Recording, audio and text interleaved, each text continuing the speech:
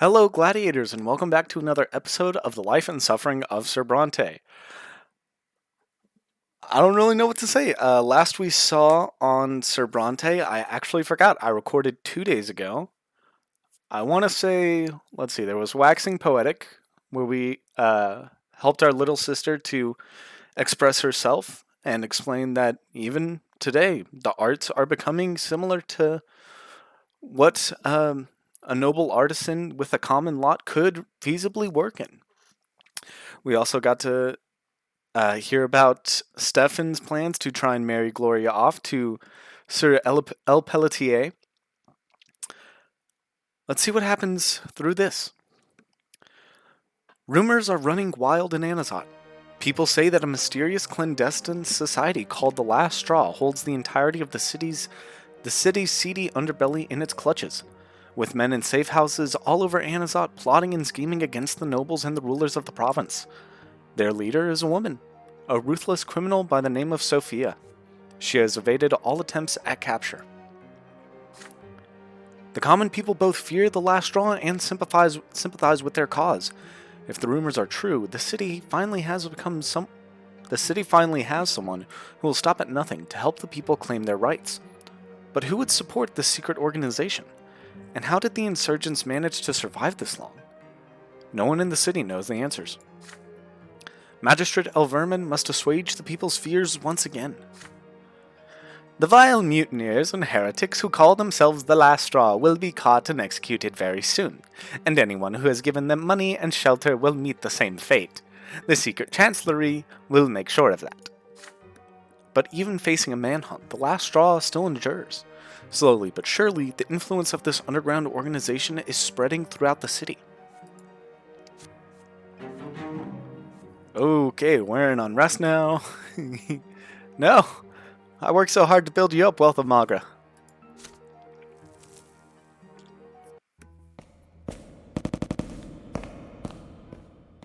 Took a little quick step there. Computer, you alright? I don't have that many tabs open on you. You are in the middle of ascending the city hall's long, curved marble staircase. A small man beneath the building's towering vault. Okay, that's us. I thought it meant we encountered a small man. You were suddenly visited that night by messengers from Magistrate Elverman. They insisted the reason was most urgent. You are already expected upstairs. There's a deafening silence in the lavishly decorated corridors. Your footsteps the only noise you can hear. Finally, you enter the spacious room that is the office of Elverman, a stately official of considerable age. You find him sitting in his comfortable chair of carved wood. He acknowledges your presence with a nod. However, the magistrate is not alone. By the window of the office stands a tall Archnean. The cape of the Imperial Legion covers his shoulders. He is Dorius Otten, the commander of Magra, in the flesh. He does not even bother to turn around and look at you. The magistrate gestures to you formally, beckoning you closer. Jed Brante, you have come at last. Sir Otten has been eagerly awaiting your arrival. You see, the commander has learned about a litigation being prepared against him at the prefecture. He demands that an end be put to these machinations at once, and I humbly offered him my assistance. Slowly, Otten turns to face you. He eyes you with cold contempt. Brante, you again. So you've been chosen to oversee this so-called case against me? I don't envy you. I will be brief. I will not stand idly by in the face of slander and baseless accusations. Give me your word of honor as a nobleman that you will do everything in your power to put a stop to this litigation. Only then will you be free to leave. I will treat any other answer as an insult against my noble lineage, and let it be known that Sir Elverman holds many positions, such as the chairman's seat at the Court of Honor, which means that any insult will be soon followed by a legitimate duel of honor. I'm sure you know full well how others have fared in duels against me. Otten turns toward the window before you say anything, as if your answer has already been heard. Magistrate Elverman watches Otten, and you silently with a mysterious smirk. You stand before the two lords of the city, a young man only recently ennobled by the mantle. Any word that leaves your lips now will affect your fate.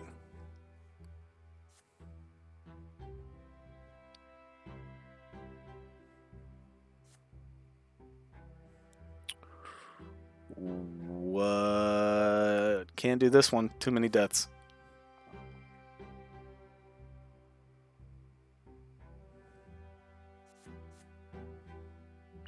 Oh yeah, can't do that one. Can do this one though.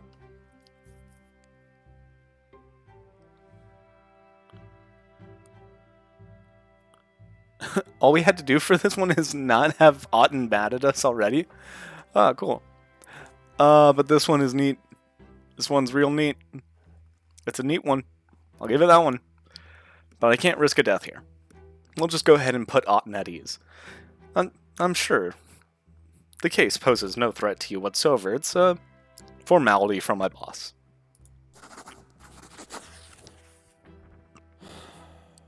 Defying Otten's will now means facing true death by his sword, and your family will be left to suffer next.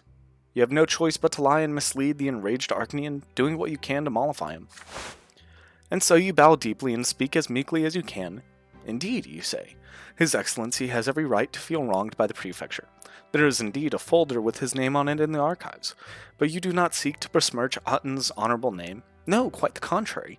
You have merely been told to investigate slanderous rumors of illegal duels, and so far you have found no evidence that could tarnish the honor of the commander of Magra.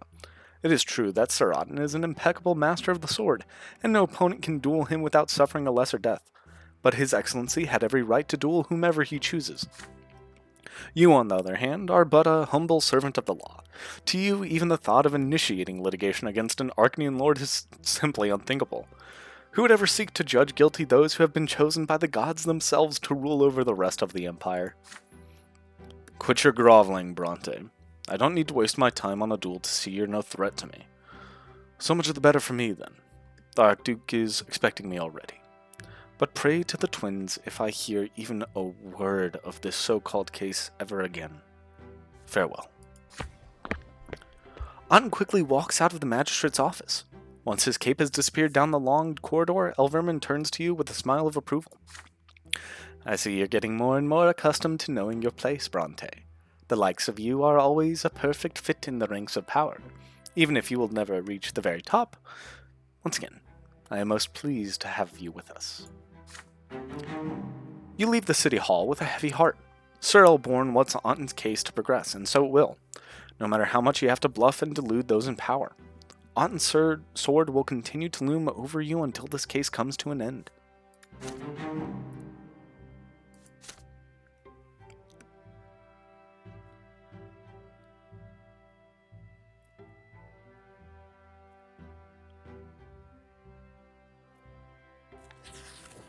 Just waiting for the shell shock to wear off. Otten's case still looms over you, a burden and a threat. As the strife between the estates grows more bitter, the judge's trade grows tougher by the day. The commoners demand more rights and legal protections. The nobles do their best to push back. As things stand right now, any verdict made in court may result in upheaval in the province, and possibly determine the outcome of your case against Otten. One day, in a park by the Falaz estate favored by dueling Anazot nobles, you see a curly-haired young man lying prone in the small sunlit square. His body has been pierced by a sword, and it has not vanished. A true death. You are here to investigate a report of an illegal duel. The winner is still here, a slender, middle-aged noble in an elegant black jacket, his hand still on the hilt of his sword, surrounded by gendarmes. Your orders, sir. Your orders, Your Honor. Sir El Corvio will not submit on his own, and we wouldn't dare use force against him. You sign for the gendarmes to lower their weapons and approach the duelist. El Corvio's eyes widen and his face comes to life when he notices you. Before you can ask him, the nobleman begins to speak, far louder than necessary.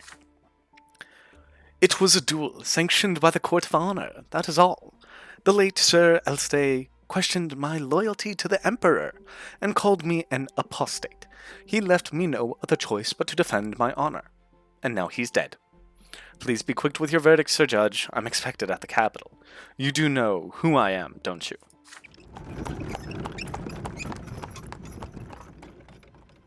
Before you can say a single word, a carriage bearing the crest of Magistrate Elverman rolls through the gates. The magistrate furrows his silvery brow as he looks at the sorrowful scene, then gestures politely for El Corvio to approach his carriage. With a chuckle, the duelist walks through the line of gendarmes and leans on the carriage. Meanwhile, the magistrate takes you aside for a moment. Brante, as you know, I am the chairman of our city's court of honor. I refused to sanction this duel for as long as I could, since true death was on the line. But Alan El Corvio insisted that denying him would spell trouble for the city of Anazot. Regrettably, he's a small, yet important person in the Emperor's court. He used to command the Emperor's personal guard. I realize that you must mete out justice as your duty demands, but remember, duels of honor are one of the cornerstones of imperial tradition, one of the pillars that support the twins' divine vision for the Empire. You have the authority to punish El Corvio, but be careful. He might make a dangerous enemy both for yourself and for all the nobles of Anazat. That fool LSD didn't know this, and now he's lying there before us. We would be wise not to repeat his mistake. The magistrate of Anazat glances around, then continues in a hushed tone. Brante, this situation is far from ordinary. If the fate of your city means anything to you, it would be best to let El Corvio go without a trial. Anazat doesn't need any trouble from the capital, and the LSDs are not as strong as they used to be. They'll get through it. You may fine him if you wish. El Corvio will pay it and move on, and justice will be done, at least to some extent. However, if you can defuse the matter entirely, you'll earn favor with all the aristocracy of Anazat, and I'll personally see to it you get a swift promotion. Deep in thought, you gaze upon the body of the dead duelist and the long shadow of El Corvio. The decision you're about to make could influence all future duels in the province, as well as your own standing.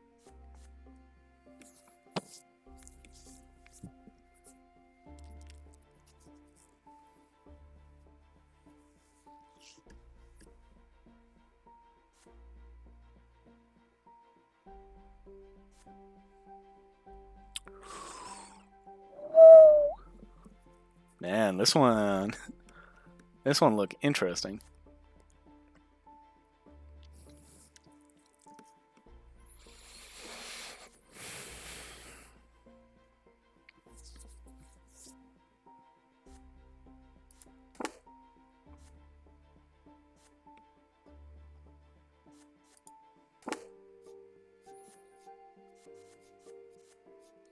What do we need to have Otten sentenced? We can't betray Elborn. We need to be a protector of the people. We need to have evidence against Lawton, and justice needs to be 8 or 9. This is at justice 10. And this is only if we betray Born.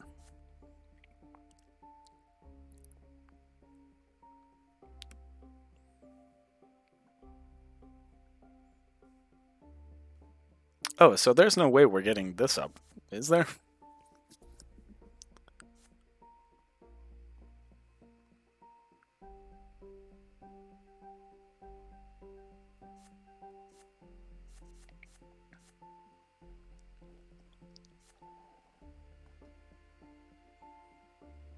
Oh, this is why we need Unity to save Mom.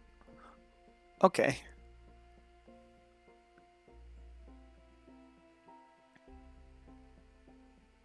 We already have the secret plot with Gloria.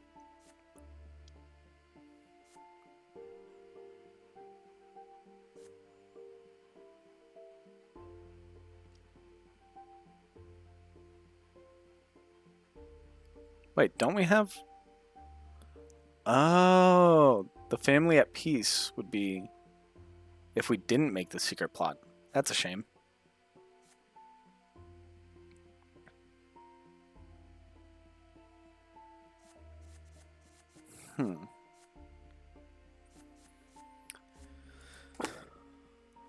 Well, back to this choice.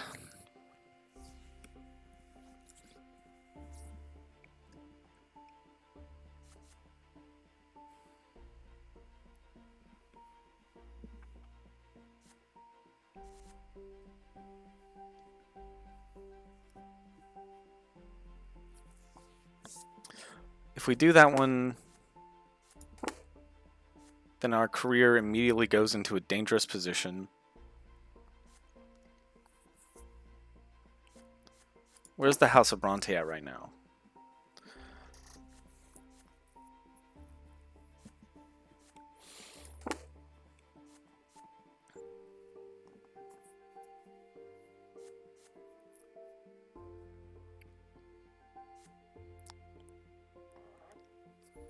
Oh. I mean, this looks like the thing we've been wanting to do all along. The only thing is, now it puts our career a little bit at risk. So if the Court of Honor is banned, what's the Destiny? Here we go.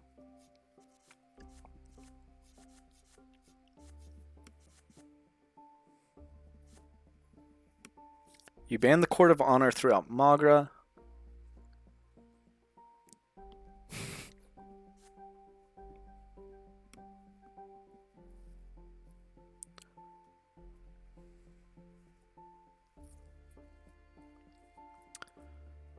Okay.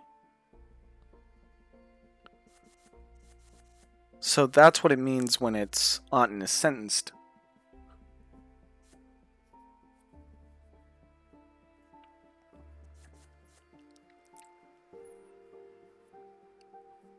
If we keep a Justice of 9, we'll still be able to do this, but... And then what was a Protector of the People?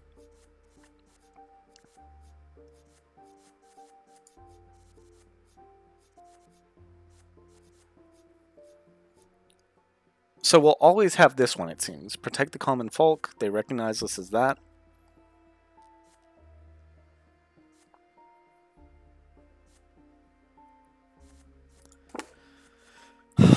Oh, this is such a hard one. This is so difficult. Oh no.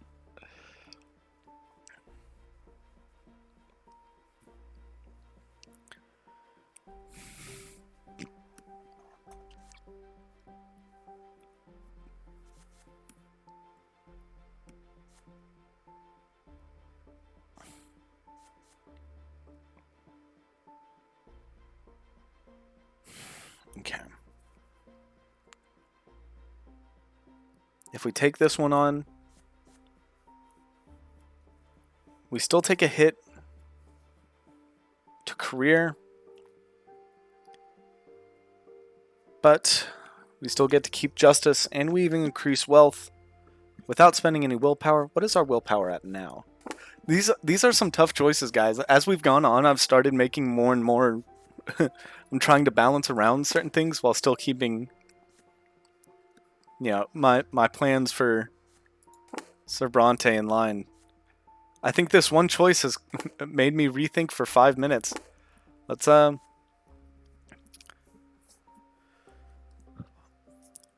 Why is this so difficult to choose? I know I either want this one, except for this one, I can't risk the career going that much, because last time we did, it was nearly the end of our career. We couldn't enact any more change than what we'd done then. And I don't want justice to go down. We've already got maxed out diplomacy, and willpower might be nice, but this doesn't spend our willpower. We're going to go with sentencing El Corvio to capital punishment. Oh man, me and Brante sighed relief at that.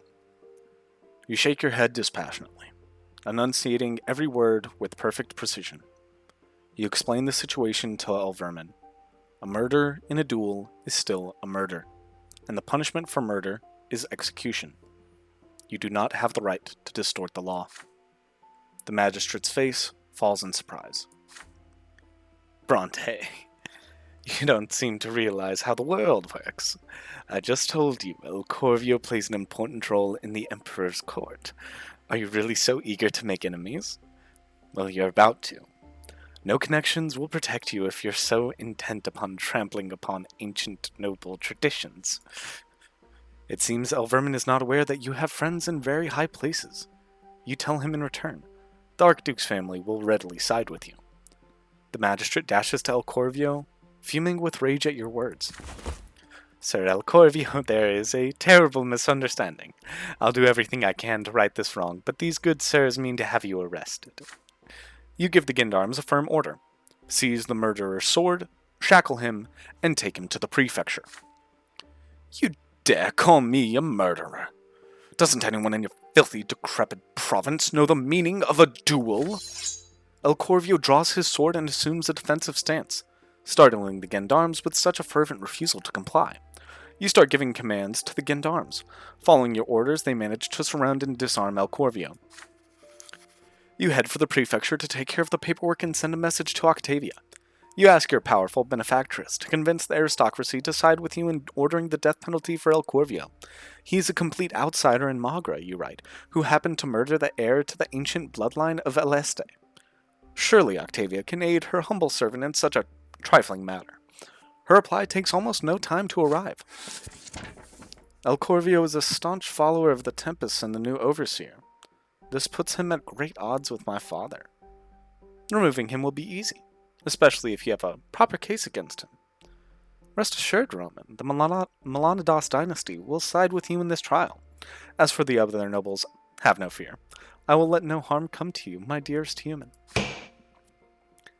El Corvio's trial comes and goes incredibly quickly. The seats in the courtroom are absolutely empty. No nobles risk appearing in defense of the visitor from Eterna and attracting the displeasure of Archduke Melanidas.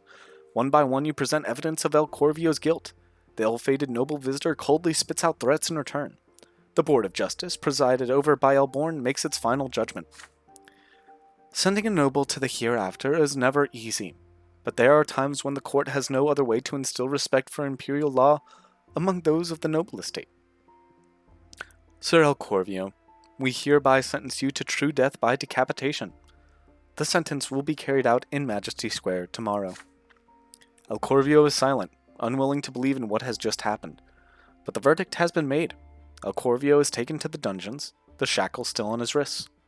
Tomorrow the city of Anazat will, for the first time, witness a noble being executed for a duel. The aristocracy of Anazat is indignant over your decision. They fear what might come next. And yet, El Corvio's shameful end on the executioner's block goes seemingly unnoticed in the capital. Soon rumors begin to spread. Some say the beheaded nobleman was indeed a traitor to the crown. Why else would the emperor's court ignore the beheading entirely? Or was it all the handiwork of Archduke Melanidas himself? Soon after the execution, something arrives on your doorstep. A small yet hefty chest with a note attached. Sir Brante, we realize how difficult it must have been for you to deliver this strict yet righteous verdict. We mourn the loss of our son, who transgressed against the law forbidding all duels. Yet justice has found his murderer thanks to you. Please accept this humble gift as a token of our gratitude. Sir Constance Aleste and Lady Margaret Aleste.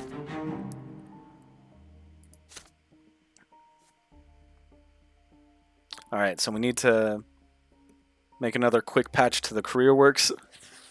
We're about to hit on a bad spot.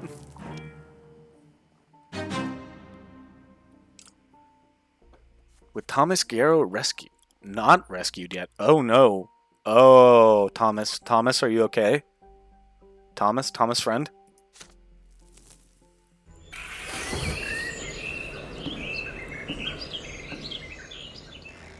You are shaving before going to work. You scoop some warm water from the wash basin. The morning light reflected in the mirror is blinding. A servant rushes in with an urgent letter. Or rather, a crumbled note. He says it is from a childhood friend of yours. You flinch involuntarily. A nasty cut appears on your cheek. Roman, I'm in trouble. Otten knows that I helped you. Now he's finally decided to get rid of me. His henchmen are on my trail already. They'll find me no matter how well I hide. I'm out of time, Brante. If you can, for the sake of our old friendship, help me out of this mess. Somehow. If Otten finds me, I'll be off to the Shining Pillar. I'm all out of lives. Your friend, Thomas. You crush the note in your hands. A drop of blood runs down your cheek. Your old friend is in danger because he helped you with the case against Otten. If you don't interfere, Thomas Guerrero is doomed. Oh.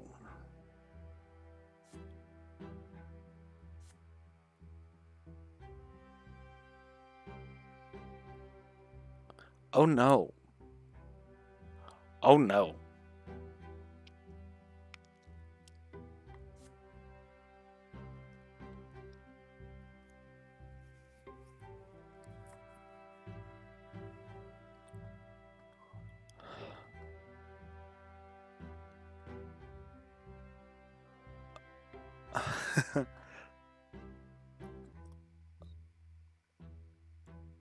None of these are good options.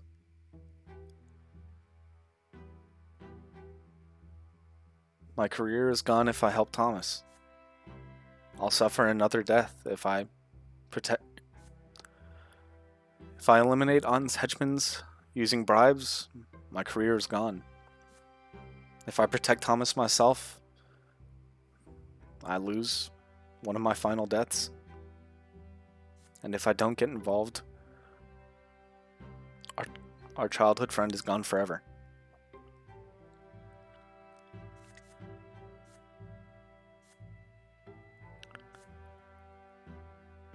I'll have to think on this one. I really will. So for now, thank you all so much for watching the video. Go ahead and like, comment, subscribe, and hit the notification bell. All of the YouTube call to action stuff. Thank you all so much for watching. Have a good night.